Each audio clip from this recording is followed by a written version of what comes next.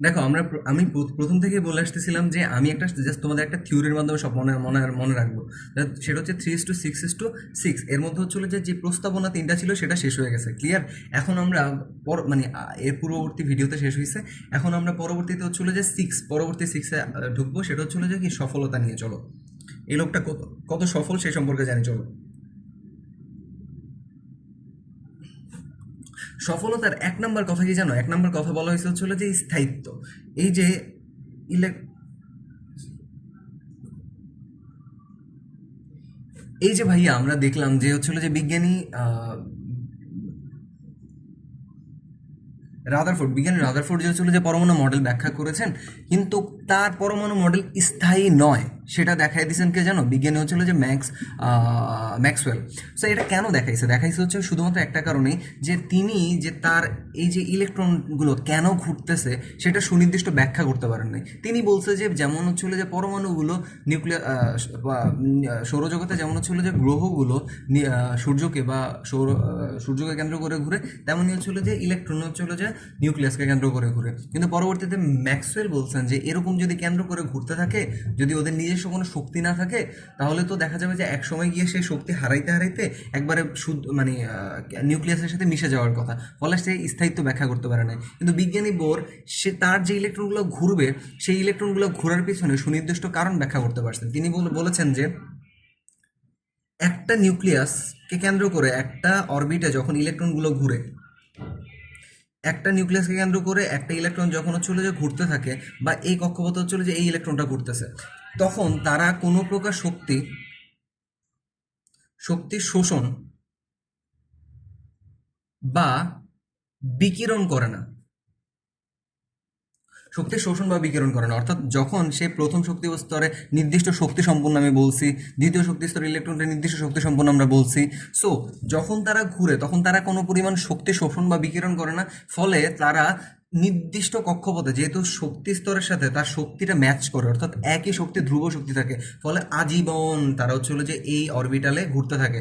আর যদি হচ্ছিল যে সে ইলেকট্রন শোষণ বা বিকিরণ করতো, ফলে দেখা যেত যে ধরো এই যে প্রথম শক্তি স্তর, ও যখন হচ্ছে ও যখন শক্তি আরও হচ্ছে বিকিরণ করা শুরু করতো, ফলে ও নিউক্লিয়াসের সাথে মিশে যেত। কিন্তু হচ্ছে সে যেহেতু বিকিরণ বা শোষণ করে না, এই জন্য ও কখনোই হচ্ছিল যে কি নিউক্লিয়াসের সাথে মিশে যায় না, ফলে এই যে তার পরমাণু মডেলটা, সেই পরমাণু মডেলটা স্থায়ী হয়ে যায়, আজীবন চলতে থাকে, কারণ তারা কোনো শক্তি শোষণ বা বিকিরণ করে না। তো তার একমাত্র প্রথম সফলতা হচ্ছে তিনি পরমাণু মডেল যেটা দিয়েছেন তার স্থায়িত্বতা তিনি ব্যাখ্যা করেছেন। তো এই হচ্ছে কথা। 2 নম্বর হচ্ছে, চলো আমরা দেখি।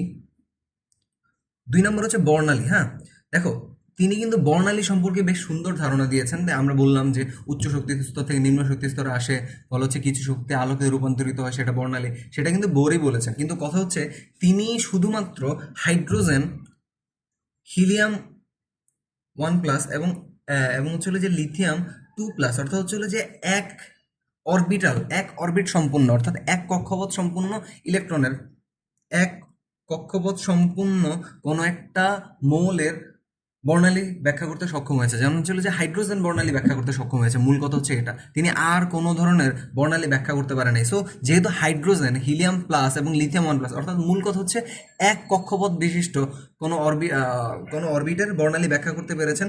সো তার যে অরবিটাল ব্যাখ্যা করার তার যে এটা একটা তার ক্রেডিট, যে তিনি হচ্ছিল যে বর্ণালী ব্যাখ্যা করতে পেরেছেন আর কি। এই হচ্ছে কথা। তো এটা হচ্ছে তার সুফলতা বা হচ্ছে সফলতা। 3 নম্বর যদি আমরা কথা বলি, সেটা হচ্ছিল যে ব্যাসার্ধ নির্ণয়।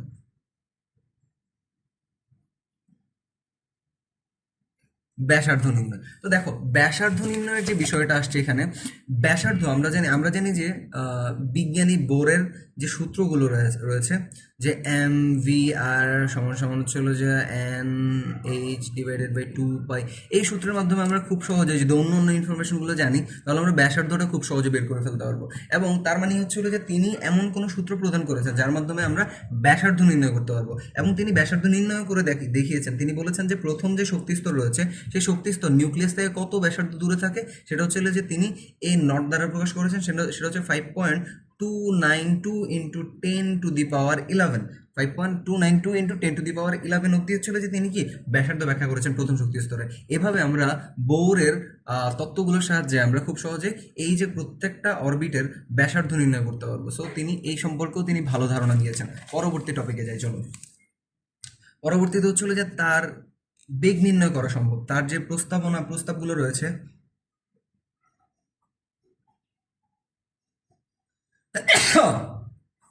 তার যে প্রস্তাবনাগুলো রয়েছে এর মাধ্যমে আমরা খুব সহজে বেগ নির্ণয় করতে পারি। যেমন হচ্ছিল যে এম ভি আর সমান সমান হচ্ছিল যে এন এইচ ডিভাইডেড বাই হচ্ছিল যে 2 পাই।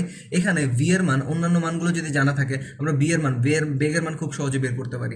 এই যে তার সূত্রের মাধ্যমে বা তার প্রস্তাবের মাধ্যমে আমরা খুব সহজে তার বেগ, ইলেকট্রনের বেগ নির্ণয় করতে পারি। সো এটা তার সফলতা।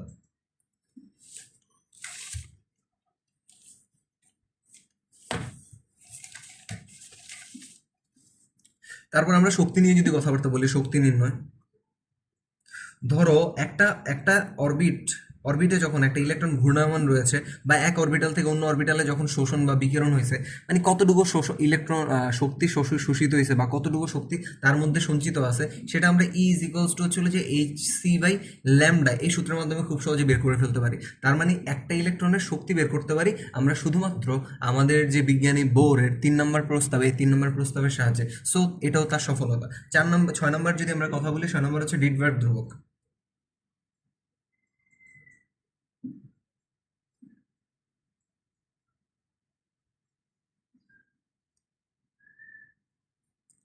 আমরা তার কথায় যে তিনি যে যে বলেছেন রিডবার্গ ধ্রুবক সম্পর্কে বেশ ভালো করে জানতে পারি, কারণ আমরা এরপর একটা সূত্র শিখবো, সেটা হচ্ছিল যে মিউ নট বা হচ্ছিল যে 1/মিউ নট। হ্যাঁ, মিউ নট সমান সমান হচ্ছিল যে 1/ল্যামডা সমান সমান হচ্ছিল রিডবার্গ ধ্রুবক সমান সমান হচ্ছে 1/1 মাইনাস 1/n² এই যে সূত্রটা, এই সূত্রটি কিছুদিন পরেই আমরা যদি নেক্সট ক্লাস পাই সেগুলোতে পড়ানো হবে। আহ, তো এর মাধ্যমে আমরা খুব সহজে চলে যে যদি আলোর বর্ণালী রেখার তরঙ্গ দৈর্ঘ্য জানতে পারি এবং কোন শক্তিস্তর থেকে কোন শক্তিস্তরে আসে সেটা যদি জানতে পারি, আমরা খুবই সহজে, বিশ্বাস করো খুবই সহজে আমরা রিডবার্গ ধ্রুবকের মান বের করে ফেলতে পারবো। সো এর মাধ্যমে আমরা বোরের পরমাণু ব্যবহার করে, বোরের পরমাণু মডেল ব্যবহার করে আমরা খুব সহজে রিডবার্গ ধ্রুবক বের করতে পারতেছি। সো এইটাও তার সফলতা। আশা করি 6টা সফলতা তোমাকে খুব সুন্দর করে, খুব কুলেস্ট ওয়েতে ভাইয়া দেখাই দিছি। প্রথমত হচ্ছিল যে স্থায়িত্বতা ব্যাখ্যা করতে পেরেছেন তার পরমাণু মডেলে, তারপর হচ্ছে বর্ণালী সম্পর্কে ধারণা দিয়েছেন, হাইড্রোজেন বর্ণালী সম্পর্কে, তার হচ্ছে ব্যাসার্ধ সম্পর্কে ধারণা দিয়েছেন, যেমন প্রথম কক্ষপথের ব্যাসার্ধ কত সেটা আমরা জানি। তারপর তিনি হচ্ছিল যে বেগ নিয়ে কথা বলেছেন, বেগ আমরা বের করতে পারি, শক্তি নির্ণয় করতে পারি এবং রিডবার্গ ধ্রুবক বের করতে পারি। এখন তার হচ্ছে সীমাবদ্ধতা নিয়ে আলোচনা করি, চলো।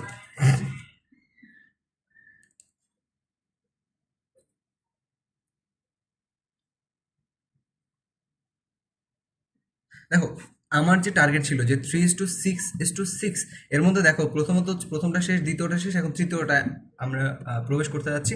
এর মধ্যে প্রথম যে সমস্যাটা, তিনি হচ্ছিল যে 2D এবং 3Dর মধ্যে ঝামেলা করে ফেলছে। তার যে ইলেকট্রন বিন্যাসটা রয়েছে না, তার যে হচ্ছিল যে পরমাণু মডেলটা রয়েছে, দেখবা যে এইটা হচ্ছে 2D ভার্সনে রয়েছে, বুঝছো?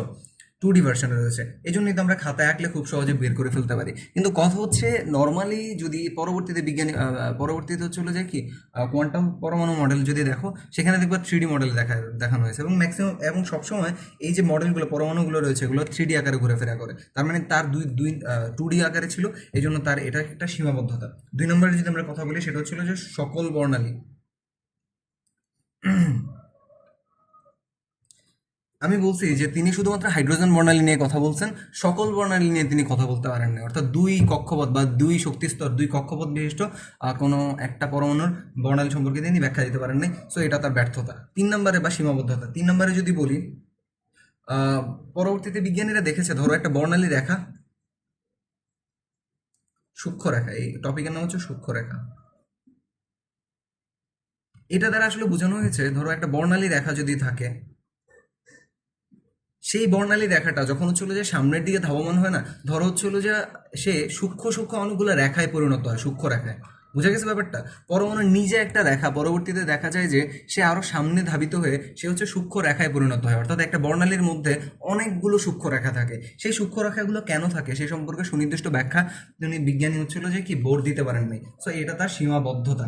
আশা করি তুমি বুঝতেছো ব্যাপারটা। তারপর 4 নম্বর যে তার সীমাবদ্ধতা রয়েছে, সেটা হচ্ছে তরঙ্গ ধর্ম ব্যাখ্যা করতে পারেন নাই।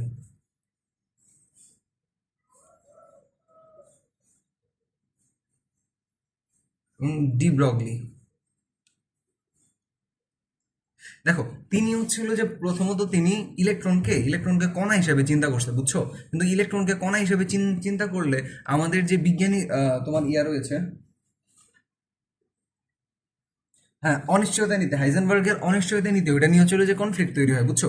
এখন কথা হচ্ছে পরবর্তীতে বিজ্ঞানী এই যে ইলেকট্রন যে শুধুমাত্র একটা কণা না, শুধুমাত্র কণা হিসেবে চিন্তা করলে হাইজেনবার্গের অনিশ্চয়তা নীতি সেটা হচ্ছিল যে সাপোর্ট করে না। এই জন্য দেখা গেছে পরবর্তীতে বিজ্ঞানী ডি ব্রগলি বলে একজন বিজ্ঞানী রয়েছেন, তিনি কি করেছেন জানো? তিনি হচ্ছিল যে এটা নিয়ে কাজ করছেন এবং তিনি দেখছেন যে ইলেকট্রন শুধুমাত্র কণা না, ইলেকট্রন কণা ধর্মও রয়েছে এবং অ্যাট দ্য সেম টাইম তার মধ্যে হচ্ছিল যে তরঙ্গ ধর্মও রয়েছে। আশা করি তুমি ব্যাপারটা বুঝছো যে দুইটা ধর্ম বিশিষ্ট, কিন্তু কণা শুধুমাত্র তোমার যে বোর শুধুমাত্র কণা নিয়েই বলছে, কিন্তু ব্রগলি বলেছেন কণা এবং তরঙ্গ উভয় ধর্ম রয়েছে। তো এটা তার সীমাবদ্ধতা ছিল। আশা করি তুমি ব্যাপারটা বুঝতে পারছো। পরেরটাই আমরা যাই, চলো। 5 নাম্বার তার যে সমস্যাটা ছিল সেটা হচ্ছিল যে তিনি কৌণিক ভরবেগ সম্পর্কে ব্যাখ্যা করেন নাই।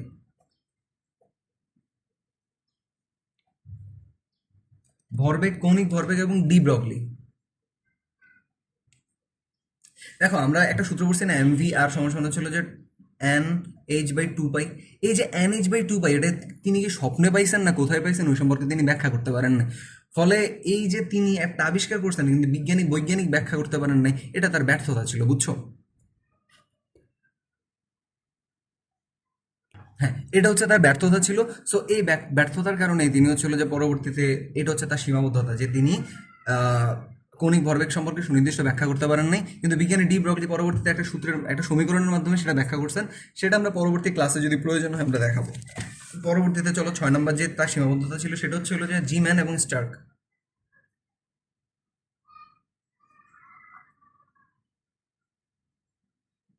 স্টার্ক প্রভাব। ভাইয়া বিষয়টা হচ্ছে এরকম যে জি ম্যান মানে বিজ্ঞানী জি ম্যান, এই যে বর্ণালী রেখা বলছিলাম না, বর্ণালী রেখা পরবর্তীতে যে সূক্ষ্ম রেখায় রূপান্তরিত হয়, অনেকগুলো সূক্ষ্ম রেখা, এটা কেন হয় সে সম্পর্কে তো ব্যাখ্যা তিনি করতে পারেন নাই। কিন্তু পরবর্তীতে বিজ্ঞানী দেখো জি ম্যান বলছে যে চুম্বক ক্ষেত্রের প্রভাবে, চুম্বক ক্ষেত্র এর প্রভাবে, দেখো চুম্বক ক্ষেত্র এর প্রভাবে হচ্ছে হলো যে কি বর্ণালী রেখাগুলো একটা প্রভাব পেয়ে সে হচ্ছে সূক্ষ্ম রেখায় রূপান্তরিত হয়। এবং বিজ্ঞানী স্টার্ক বলেছেন যে ভাই শুধুমাত্র চুম্বক ক্ষেত্র না, এখানে বিদ্যুৎ তড়িৎ ক্ষেত্র জড়িত রয়েছে। তড়িৎ ক্ষেত্রের প্রভাবও বর্ণালী রেখাগুলো সূক্ষ্ম রেখায় রূপান্তরিত হয়। সো বিজ্ঞানী জিম্যান বলেছেন চুম্বক ক্ষেত্রের প্রভাবে, এবং চুম্বক ক্ষেত্রের প্রভাবে যে প্রভাবটা, যে চুম্বক ক্ষেত্রের প্রভাবে যে সূক্ষ্ম রেখায় রূপান্তরিত হয়েছে ওটাকে জিম্যান প্রভাব বলা হয়। এবং স্টার প্রভাব হচ্ছিল যে তড়িৎ ক্ষেত্রের প্রভাবে যে সূক্ষ্ম রেখায় রূপান্তরিত হয় সেটাকে হচ্ছিল যে স্টার প্রভাব বলা হয়। এবং এই প্রভাবগুলো সম্পর্কে বিজ্ঞানী বোর কোনো কথা বলতে পারেন নাই, ফলে এটা তার সীমাবদ্ধতা। তো সীমাবদ্ধতা কী কী ছিল? প্রথমে 2D নিয়ে কথা বলছেন কিন্তু এটাতে 3D। তারপর হচ্ছে সকল বর্ণালী নিয়ে ব্যাখ্যা করতে পারেন নাই। তার সূক্ষ্মরেখা কেন তৈরি হয় সেটা নিয়ে কথা বলতে পারেন নাই। এরপর হচ্ছিল যে তিনি ইলেকট্রনের কণা ধর্ম নিয়ে ব্যাখ্যা করছেন কিন্তু তরঙ্গ ধর্ম নিয়ে বলেন নাই। কৌণিক ভরবেগের সুনির্দিষ্ট ব্যাখ্যা দিতে পারেন নাই। তারপর হচ্ছে জিম্যান এবং স্টার প্রভাব তিনি ব্যাখ্যা করতে পারেন নাই। এই ছিল মোটামুটি কথাবার্তা। থ্যাংক ইউ সো মাচ, তোমাদেরকে অসীম শুভকামনা রইল। তোমরা দেখো কোথায় কোথায় ঝামেলা থাকলে ভাইয়ারা বলো। আশা করি এখানে ঝামেলা থাকার কোনো প্রশ্নই আসে না।